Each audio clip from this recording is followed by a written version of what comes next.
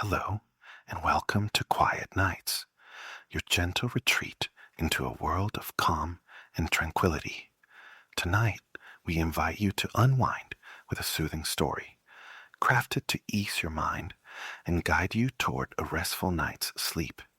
But before we begin, take a deep, unhurried breath, and then another. Feel the weight of the day slowly melt away, like soft clouds drifting across the evening sky. Let go of any lingering thoughts, any tension that still clings to you. There's no rush, no expectations, only this quiet moment, just for you. As you listen, let the rhythm of the words lull you into a state of peaceful relaxation. Now close your eyes, settle in, and let the whispers of the night carry you away. Welcome to Quiet Nights.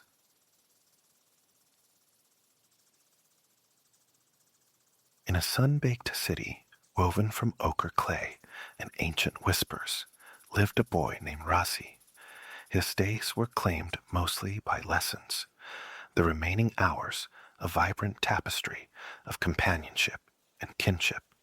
School dismissed, he and his comrades became spirits of the labyrinthine streets, charting shadowed alleyways, navigating bustling souks, their laughter echoing in the dusty expanse where ball games reigned.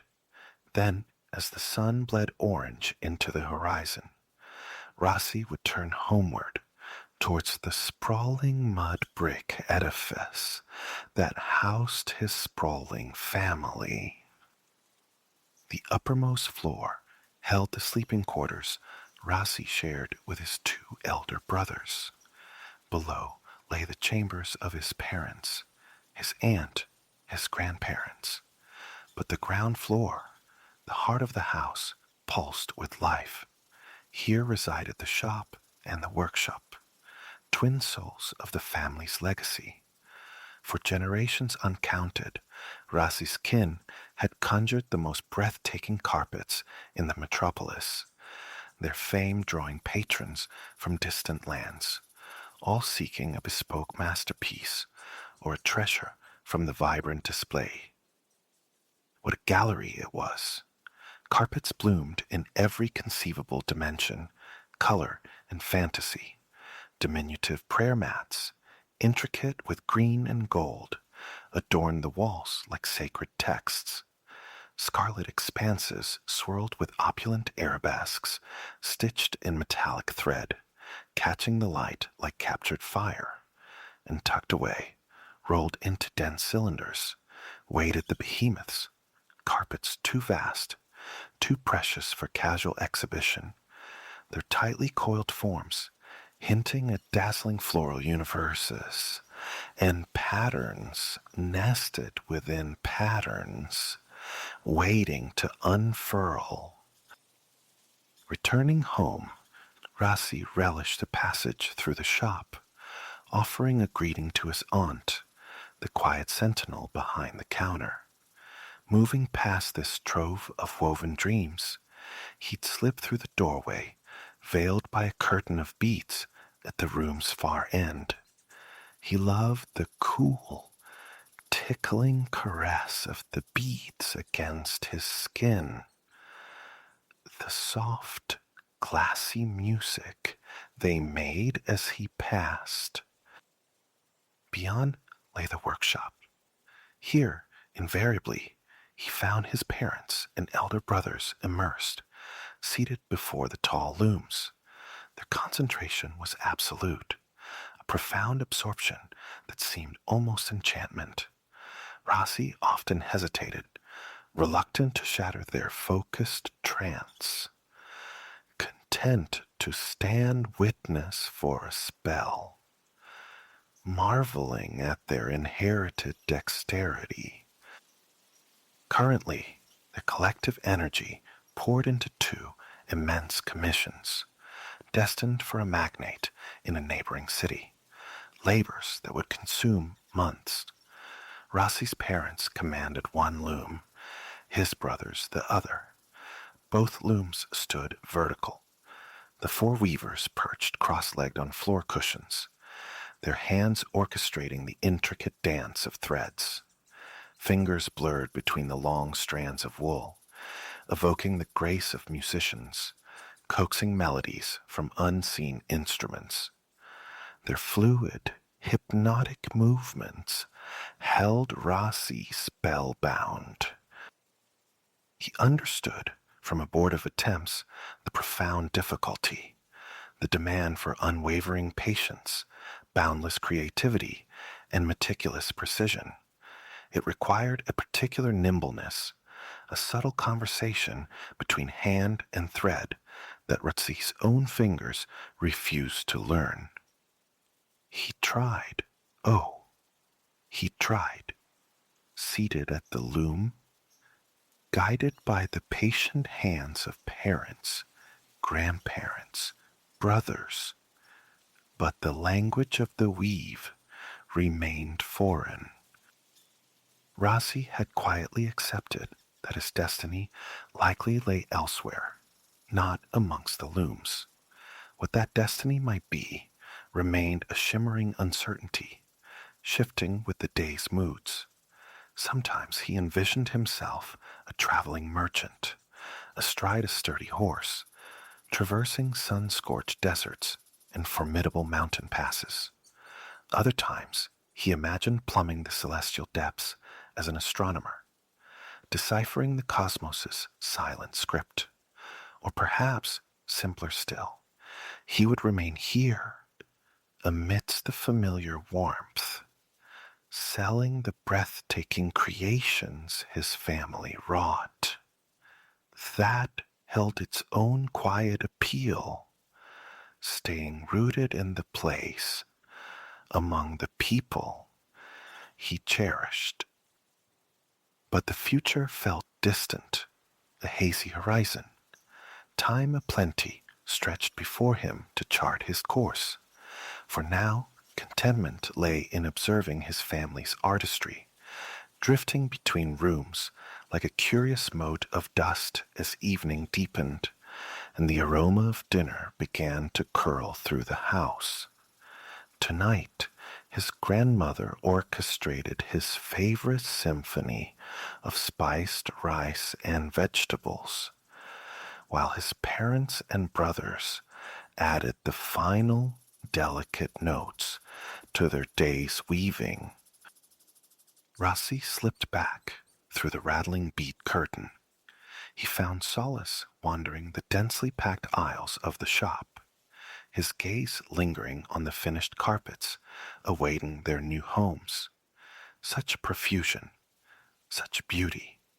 He traced the intricate, maze-like designs with a fingertip, following the soft wool pathways from edge to core.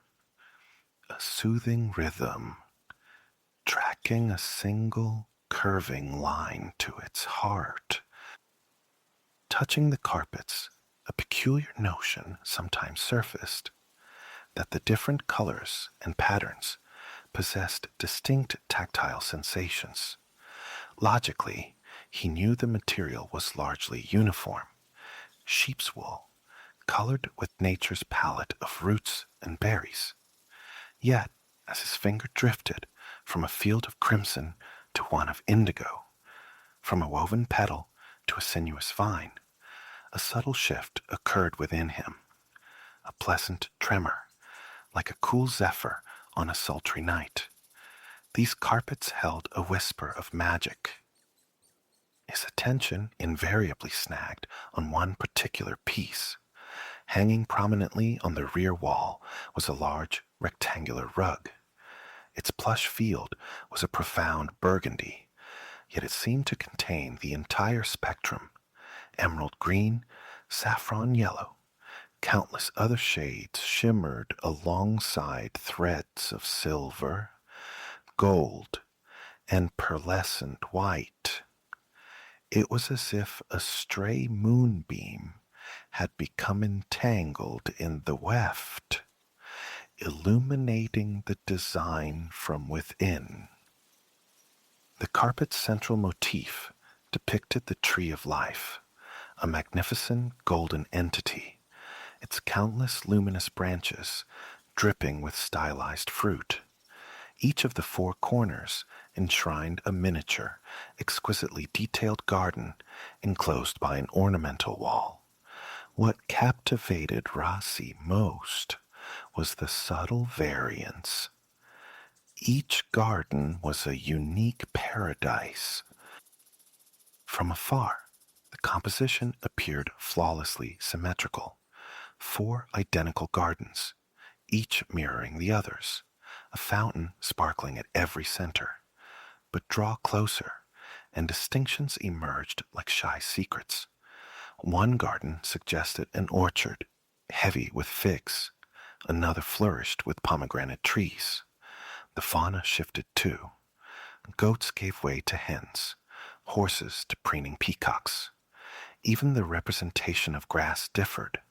Vertical strokes of gold in one corner, undulating silver waves like a miniature sea in the one below.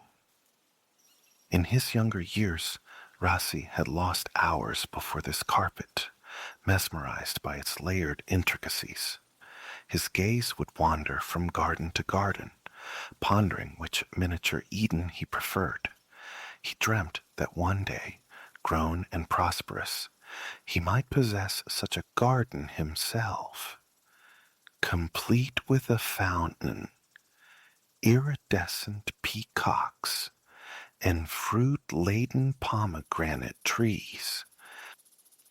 Now, a little older, the garden still sparked daydreams, but his thoughts also turned to the weaver, his great-grandmother. Family lore whispered that she had birthed this masterpiece single-handedly, fueled by a vision that came to her in sleep, completing it in mere months. Rossi had never known her, yet contemplating her creation forged a palpable connection across time. Though he lacked her gift, pride swelled within him. Pride in belonging to a lineage capable of such breathtaking beauty. Unlike its neighbors, the garden rug was never for sale. It was beyond price, a sacred family heirloom. Were a potentate to arrive, offering coffers overflowing with gold, the carpet would remain. Rossi found deep comfort in knowing his favorite tapestry would always hang there, its splendor gracing the back wall. He could study it whenever the mood struck, lingering over every dream-spun detail. Later, cocooned in the night's deep silence, the house asleep around him, Rossi found his thoughts returning to the carpet. Fragments of the day drifted through his mind. The sun-drenched square, where he'd lingered with friends. The vibrant skeins of freshly dyed wool, drying like captured rainbows on the patio. And the woven visions of the four gardens, each a glittering, self-contained paradise.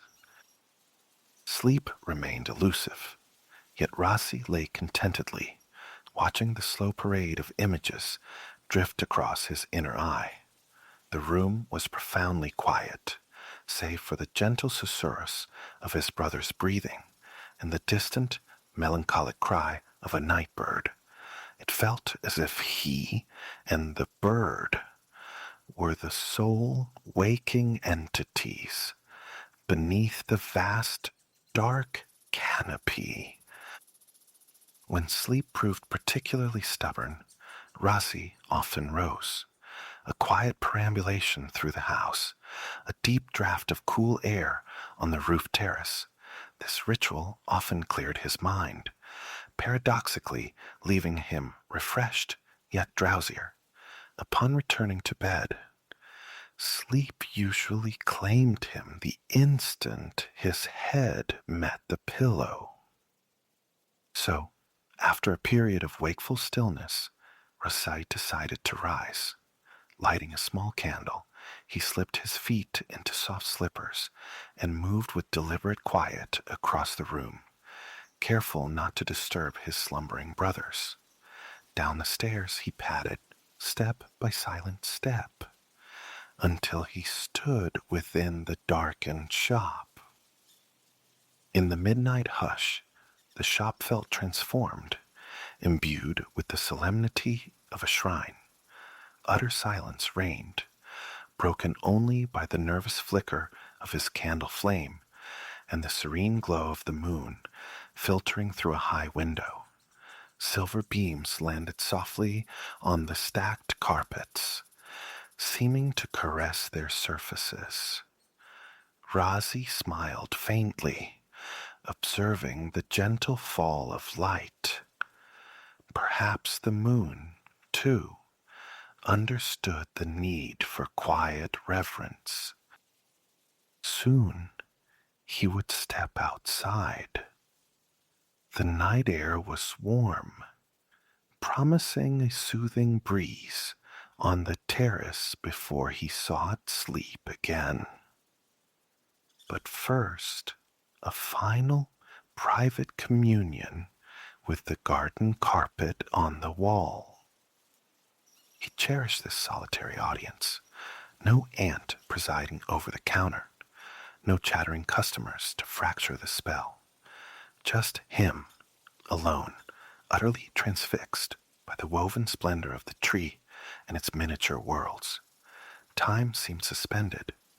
Candlelight played tricks, shifting colors, blurring lines, creating fleeting optical illusions. Then something impossible happened. The carpet itself seemed to stir, as if touched by an unfelt breeze. A gentle wave rippled through the fabric, causing the patterned leaves to shimmer like disturbed water. Rossi blinked, glancing around in confusion. The air was perfectly still. The window remained shut.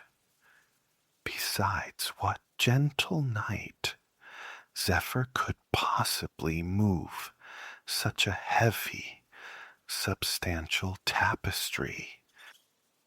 He must be more tired than he realized, his mind conjuring phantoms. Time for bed, he chided himself. Yet, as his gaze returned to the carpet, he knew, with sudden certainty, that it was moving, a slow, deliberate ripple, then a distinct billowing outward from the wall. He stepped back instinctively, watching in stunned silence as the carpet detached itself smoothly, soundlessly. Now it hovered before him, suspended in midair. Rossi blinked again, rubbing his eyes fiercely. A dream, surely. But the carpet remained, undeniably present, pulsing faintly in the dim light. He reached out a trembling hand, his fingers brushing the soft, familiar wool. It was real. The carpet floated. It flew. Now it drifted towards the stairs, moving like some vast, ethereal butterfly or a strange, silent denizen of the deep sea. Though inanimate, in that moment, it possessed an undeniable sentience, a clear purpose. It seemed to be guiding him. Rossi followed, caught in a waking trance, the boundary between reality and dream dissolving. Up, up he climbed, past the silent doorways concealing his sleeping family, trailing the airborne tapestry. He ascended all the way to the top, emerging onto the flat roof terrace. A breathtaking vista of stars glittered overhead. On any ordinary night, Rossi would have come here simply to lose himself in their distant fire. But tonight, his entire being focused on the magical apparition before him. The carpet had paused its ascent, hovering now, undulating gently in the still night air. Certain threads, silver, gold, pearlescent white, seemed to capture and amplify the moonlight, glowing with an inner luminescence. Rossi watched, awestruck. It felt like a scene plucked from the fantastical tales his mother spun at bedtime when he was small, stories brimming with mischievous jinn, talking beasts, and impossible enchantments. To imagine such wonders was one thing. To witness them, quite another. A surge of pure joy coursed through him. Even if this were merely a dream, what a glorious dream it was. Yet it felt intensely real, and when the carpet gracefully spread itself flat before him on the terrace floor, Rossi felt no hesitation. An instinct, deep and certain, told him what to do. He sat down squarely in the carpet's center, directly upon the image of the golden tree. Settling comfortably cross-legged, he stroked the velvety pile, a silent signal of readiness. The carpet seemed to comprehend. Seconds later, it began to stir once more, lifting gently, smoothly from the terrace floor. Up and up it rose, until with the effortless grace of a bird taking wing, it launched itself into the night sky. Suddenly, impossibly, Rossi was riding a flying carpet. He soared above the familiar rooftops, carried smoothly, effortlessly, as if he weighed no more than a fallen feather. Rossi peered over the edge, heart thrumming with exhilaration. Already, the ground seemed impossibly distant. It felt akin to riding astride a great eagle or a mythical winged steed. The carpet moved with confident fluidity, like a living creature navigating its natural element. Strangely, sitting upon this flying marvel felt utterly natural. Rossi felt secure, supported, implicitly trusting its power to carry him safely. As it glided onward, he drank in the bird's-eye perspective of his city. He knew these streets intimately, yet from this vantage point, they were transformed into an alien landscape. Gazing down upon the mosaic of rooftops, he struggled to orient himself. Naturally, at this hour, the city slumbered beneath a shroud of darkness. Nearly all inhabitants were lost in dreams. The only illumination came from the flickering flames of street lanterns and the occasional lonely candle burning in a window. Moonlight, though pervasive, didn't reveal sharp details, but instead bathed everything in a soft silvery luminescence. The gleaming rooftops looked polished, burnished like precious metal. Rossi imagined a secret, nocturnal ritual taking place. The moon after midnight, performing a silent blessing, shining upon each house in turn. Meanwhile, the residents slept on, oblivious to the magic unfolding above their heads. A smile touched Rossi's lips. He felt privileged, the sole witness to this clandestine beauty. But as the carpet drifted eastward towards the dark ribbon of the river, he realized his solitude was not absolute. At least one other soul shared the city's waking hours, embracing the night's tranquility. Near the river stood the grand university edifice with its tall brick tower, and perched at the tower's summit, a figure bent over a telescope. Rossi knew astronomers resided in the city, but had never glimpsed one at their nocturnal vigil. As he flew closer, curiosity piqued. He leaned over the carpet's edge. To his surprise, the astronomer was a young man. Rossi had somehow pictured a wizened figure, perhaps resembling a sorcerer from his mother's tales. But this stargazer looked ordinary, perhaps not much older than his own brothers. The astronomer was so engrossed in his celestial observations that Rossi initially thought he might pass unnoticed. But just then, the young man stepped back from his instrument and looked up, directly at Rossi and the impossible carpet. Mere meters of night air separated them. They stared, suspended in a moment of mutual, silent astonishment. Unsure how else to respond, Rossi offered a shy wave. After a beat of stunned hesitation, the astronomer waved back, his expression a mirror of Rossi's own bewildered wonder.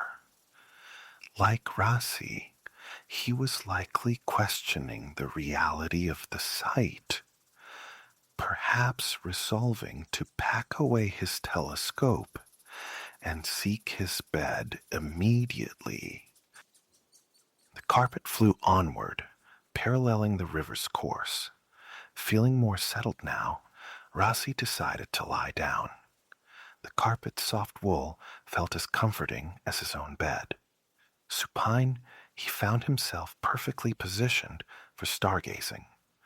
Lacking the astronomer's brass instrument, he could still appreciate the naked splendor of the cosmos. The stars, impossibly distant, yet their ancient light journeyed across unimaginable voids to sparkle above his city, his home. From this airborne perch, the world below vanished. Only the star-dusted heavens filled his vision. It felt as if the night breeze itself were lifting him, a solitary leaf carried towards the celestial canopy. The wind caressed his skin, a soft sigh rustling through his light clothing. After the day's oppressive heat and humidity, it felt exquisitely refreshing, like plunging into cool water. He could smell the river, its damp, earthy scent carried on the same current that bore him aloft. Breathing deeply, he identified other fragrances mingling in the air. The distinct minerality of the dusty earth below, the sweet perfume of unseen gardens. Rossi felt himself sinking into profound relaxation, lulled by the carpet's gentle, rhythmic motion. He could have drifted off to sleep right there, imagining the carpet following the river's meandering path, onward, ever onward, until it reached the far-off mythical sea. But the carpet, as if sensing his growing drowsiness, seemed to understand it was time for rest. It altered course. Peering over the edge once more, Rossi recognized the familiar contours of his own neighborhood slumbering below. There rose the familiar dome of the local temple, and nearby, the square where he played with his friends. And now, incredibly, he hovered directly above the roof terrace, the very spot where this impossible journey had commenced. The carpet had brought him home. It descended with the same ethereal gentleness with which it had taken flight. Rossi felt himself lowered so gradually, so softly, that the landing was almost imperceptible. Stepping off onto the cool tiles, he turned towards the stairs leading down to his bedroom. This time, the carpet followed, trailing him like a devoted, silent pet. When Rossi climbed back into his bed, the carpet settled quietly on the floor beside him. Perhaps it too felt weary after their nocturnal excursion. Rossi mused. After the long, wondrous flight, they were both ready for repose. As Rossi adjusted his pillow and rearranged the light sheet, making himself comfortable, he noticed the carpet subtly shifting its position on the floor. Ever so slightly, it resettled itself. Then its patterned surface rippled softly, as if a gentle sigh passed through its woven threads. Rossi imagined the carpet taking a deep, contented breath, mirroring his own. A slow inhalation, a peaceful release. Rossi closed his eyes. At long last, sleep beckoned, welcome and deep. Within moments, he drifted away, his dreams filled with the rush of wind, the brilliance of stars, and the lingering magic of his moonlit flight. December 13th dawned ink black outside Alara's frosted window pane, yet she surfaced from sleep effortlessly. She slid from beneath the feather-stuffed eiderdown, smoothing its warmth back across the mattress before easing her bare feet into sheepskin-lined woolen slippers. A deep inhalation drew in the house's comforting perfume. Saffron and raisin, the yeasty promise of baking dough, the dark bloom of brewing coffee. Alara descended the stairs, her steps ghosting over the familiar boards, bypassing the one that groaned, careful not to disturb her grandmother or sister slumbering above. In the kitchen's cheerful glow, Moore was already a study in motion. As Alara entered, Moore coaxed a tray of fresh lucicatter, saffron buns gleaming like miniature suns, studded with plump raisins from the oven's heat. Steam instantly kissed the window panes, clouding the view. Far presided over the stove, tending the strong, thick coffee he favored before heading to the forge, his domain as the village blacksmith. From a cradle nestled in the corner came the soft liquid burble of Kael, Alara's infant brother. A bundle of birch twigs lay expectantly on the kitchen table beside the Advent wreath, while a paper star shimmered in the window. Christmas whispered just beyond the horizon. Both Moore and Far offered smiles as Ilara appeared. Today held a special luminescence for all of Vastiana, indeed for all of Sweden, but for Ilara it shone brightest. This evening she bore the honor of embodying Saint Lucia in the town's cherished parade. More materialized in the kitchen doorway, her own smile creasing her eyes. She ruffled Alara's fair hair fondly before settling near the ceramic stove, a bastion of cozy warmth radiating from its corner. Last to emerge was Freya, Alara's younger sister, descending the stairs with sleep-tousled hair, clutching her beloved red-painted wooden horse. Her eyes widened as she took in the already assembled family. Realization dawned. She was the final one awake. On St. Lucia's morning, the last soul stirring earned the playful title, Lucy the Loose, in a gentle tap from the birch switch. A giggle escaped Freya. She was Lucy the Loose. Moore, laughing, reached for the twigs. Freya darted around the table, a fleeting chase ending in Moore catching her, tapping her legs lightly with the birch before enveloping her in a hug. Then the family gathered for the day's special breakfast. The lucicader were buttery golden treasures. The faint, intriguing spice of saffron pirouetted on Ilara's tongue. She tore off a crumb for little Kyle, not yet a year old, experiencing his very first Lucia Day. More, having witnessed nearly 80 such mornings, often recounted how, on her own 13th Lucia Day, she too had been chosen to lead the procession. Freya, her saffron bun devoured, voiced the perennial question, why this day for St. Lucia? Ilara, steeped in school lessons, explained. Lucia, a girl scarcely older than Ilara herself, lived long ago in Siracusa, a Sicilian city bathed in the distant azure light of the Mediterranean. It was an era devoid of street lamps, oil lamps, certainly electricity, a time when being Christian invited peril. Many devout souls sought refuge in the catacombs, a subterranean labyrinth beneath the city streets.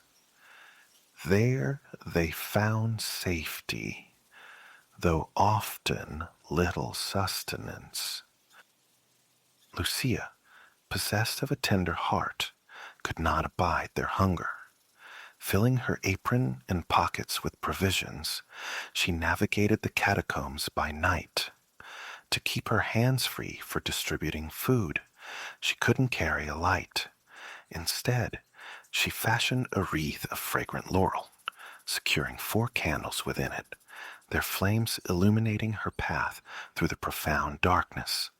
That, Ilara concluded, was why each December 13th across Scandinavia, Lucia's benevolence was remembered with grand processions, led by a young girl crowned with candles. Still, Freya probed, why December 13th? Why not spring, or the height of summer? Ilara chuckled. Summer was unthinkable for Lucia Day. Summer belonged to midsummer revels, picnics under the midnight sun, dancing around maypoles adorned with flowers. Yet considering it further, Ilara admitted uncertainty about the specific December timing. In bygone days, more elucidated, her voice weaving history into the warm kitchen air, these protracted December days tested the Swedish spirit. The cold bit fiercely, and lean harvests sometimes meant scarcity. Superstitious whispers spoke of malevolent spirits roaming the midwinter nights, hence the craving for light. Light dispels shadows, offers solace. Even in famished years, a night of candlelit song and dance could momentarily silence rumbling bellies. Soon, more continued, the year would pivot. The oppressive darkness would slowly recede. But for these nights, darkness held Sweden fast. That is why we celebrate the feast of St. Lucia now. Ilara, more finished, her gaze steady. You have a vital role tonight. You must bring cheer and warmth, illuminate the year's deepest gloom. But first, more interjected pragmatically, came school. Bundled in their warmest attire, Ilara and Freya strapped on heavy snowshoes and ventured into the winter morning. Darkness still reigned, though the sky grudgingly lightened to a pale oyster gray. Relief washed over Ilara upon reaching the red wooden schoolhouse and stepping into its welcoming warmth. A festive current animated the school today. In Ilara's classroom, the chalkboard displayed the mundane architecture of grammar rules and the geometry of triangles. Yet no one, not even their teacher, Fru Lindgren, paid them heed. The day was wholly dedicated to preparing for the evening's procession. A hum of purposeful activity filled the air. Alara began weaving her crown from the branches of the lingonberry bush, thriving in the schoolyard. Lucia's wreath was traditionally fashioned from lingonberry, an evergreen symbolizing spring, hope, and life's persistence even in winter's depths. As she worked, her fingers grew tacky with sap, the crushed leaves releasing a sharp, verdant perfume that evoked thoughts of coming spring days, fields dotted with newborn lambs, the blue burst of forget-me-nots. Around her, classmates diligently crafted their own elements. Girls painted candle holders destined to walk behind their Lucia, clad like her in white, but carrying single flames. Boys affixed paper stars to slender wands, preparing to march as star boys in tall, star-emblazoned paper hats. Younger children darted about in costume, some as Tomtenisar, Santa's elves, sporting red caps and pointed ears. Midday brought a brief, silvered apparition of the sun, a stark contrast to the golden orb of midsummer. Its radiance, thin and cool, nonetheless made the thick snow blanketing the village glitter. By school's end, however, the sun had already dipped low. Complete darkness had fallen by the time Alara and Freya reached home. But their small cottage glowed, the kitchen warm and brightly lit. More had been immersed in baking, to honor the sustenance Lucia carried into the catacombs. Tradition dictated a feast of comforting treats. She looked up amidst a nebula of flour as her daughters entered, just in time. Extra hands were needed to roll out the dough for pepper kakor, the crisp, spiced gingerbread biscuits enjoyed post-procession. Moore handed Alara a rolling pin. Together, they worked the fragrant dough into a thin, even sheet spanning the kitchen table. Then came Freya's turn, entrusted with a star-shaped cutter.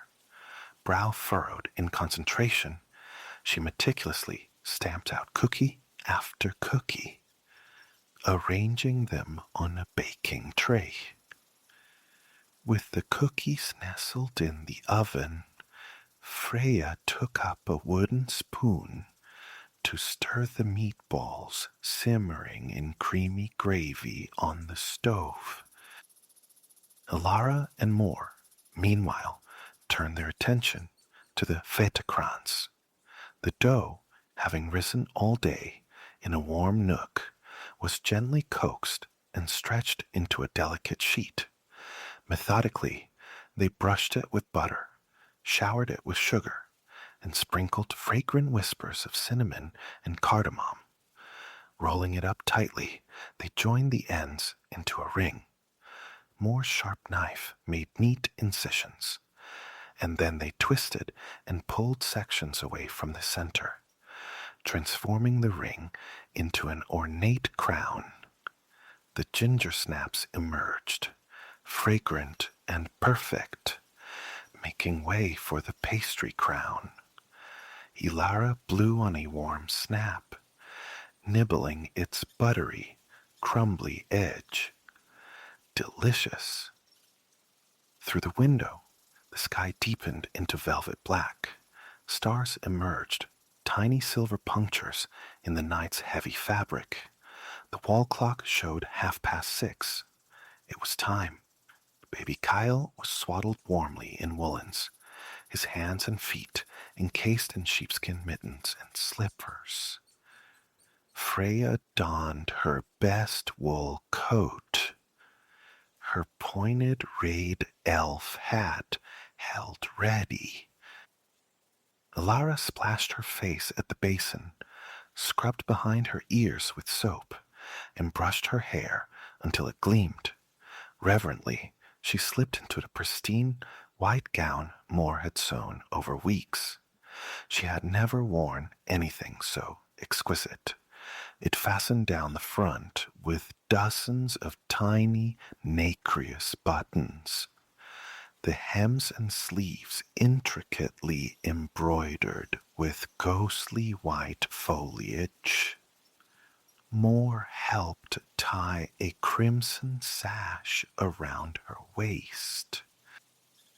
The procession commenced at the schoolhouse, destined to meander through the town's narrow, cobbled streets to the town hall. The classroom buzzed with children adjusting pointed ears and starry hats. The girls from Alara's class stood ready in white, but only Ilara wore the distinguishing red sash. The lively chatter and movement ceased abruptly as the clock struck 7. A profound hush fell. Fru Lindgren raised a hand. The moment was upon them. Alara's stomach tightened, a flutter of excitement warring with nerves. Would the wreath betray her with a wobble? Would she stumble on the icy cobblestones? Would the words of the special St. Lucia song desert her? She whispered the melody under her breath. Natten går tunga fjät, rund gård och stuva. Kring jord som sol förlät, skuggorna ruva. Då i vårt mörka hus stiger med tända ljus, Sancta Lucia, Sancta Lucia. Now night walks grand, yet silent, around yard and cottage. Around earth the sun forgot, shadows linger. Then in our dark house rises with lit candles, Saint Lucia, Saint Lucia. Fru Lindgren carefully anchored the lingonberry circlet in Ilara's hair. It felt substantial, but manageable. Strategically placed pins ensured it remained steady as Ilara tested it, turning her head gently. With the flare of a match, Fru Lindgren ignited the candles. The other children formed ranks behind her, silent as field mice. Ilara offered a small smile and stepped through the school door, leading the way across the snow-covered yard and into the streets of Vastiana. At the schoolhouse gate, Ilara allowed herself a swift glance back. She saw the dark silhouette of the school against the forested hills rimming the village, the garden blanketed in deep snow. Behind her stretched the procession, her classmates, ethereal in white, illuminated by the golden halo of their candles. She smiled again, pushed open the gate, and descended into the town. Both sides of the street were thronged with villagers, their faces blurred into an impressionistic tapestry in the flickering light, but their voices rose in unison. The clear sopranos of the women, the deep resonance of the men, the reedy singing of children too small to march. Ilara focused on maintaining an even pace, neither too swift, lest the magic end too soon, nor too slow. As she walked, her thoughts drifted to Mormor, treading the same path decades ago. She pictured Vastiana in older times, how immense the winter darkness must have seemed before ubiquitous lamps, how precious this candlelit ritual must have felt. And she thought of Lucia herself, in distant Siracusa, bravely lighting her way through the catacombs' gloom. By the time the town hall emerged from the darkness, the traditional carols had been sung. Only the Lucia Day song remained. Alara sang it now, her voice clear and strong, rising into the night sky, echoing over rooftops and towards the distant hills. With the uplifting melody and the myriad twinkling candles, Lara mused. The night felt considerably less dark. The procession concluded. The great doors of the town hall swung open, welcoming everyone inside. Alara entered, her cheeks and fingertips flushed pink from the cold. Long tables sagged beneath a bounty. Buns, biscuits, pastries, smoked fish, new potatoes, coffee fragrant with cardamom, and steaming vats of oglug. Mulled wine simmered for hours, with spices, raisins, and almonds. Too young for the wine, Alara warmed herself with a mug of spiced apple cider and a slice of Moore's Vedekruns. Everyone sought her out. The mayor, neighbors, teachers, the women from Moore's sewing circle, the men who worked alongside Far at the forge. Each offered congratulations, praising what a wonderful Lucia she had made. Once appetites were sated, tables were cleared, and the band struck up. To the lively strains of fiddle and accordion, villagers swirled in waltzes and polkas. Alara danced too, once around the floor with Far, twice with her cousin Stefan, and once, just for merriment, she waltzed with Freya. The adults continued, but weariness began to claim Alara. Finding an empty chair, she curled up, watching the dancers. Older couples moving in comfortable silence, younger pairs exchanging shy smiles. Far tapped his foot to the rhythm, while Moore gently rocked Baby Kyle, fast asleep in her shawl. Some villagers, honoring tradition, would keep vigil all night, dancing, singing, eating, drinking, sharing stories until dawn broke. But not Alara.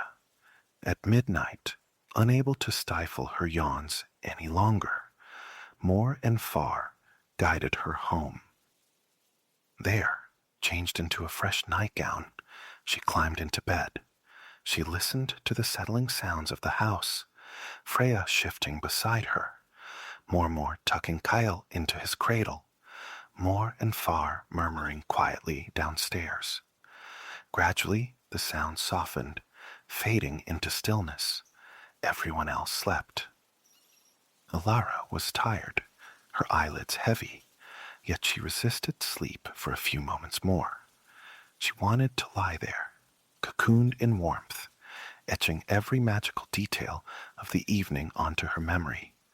The snow-dusted streets, the resonant singing, the delicious aromas drifting from the town hall, the transformative cheer of hundreds of candles banishing the winter dark.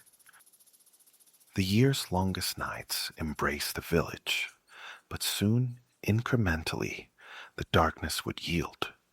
The days would lengthen, the sun lingering a little longer with each visit.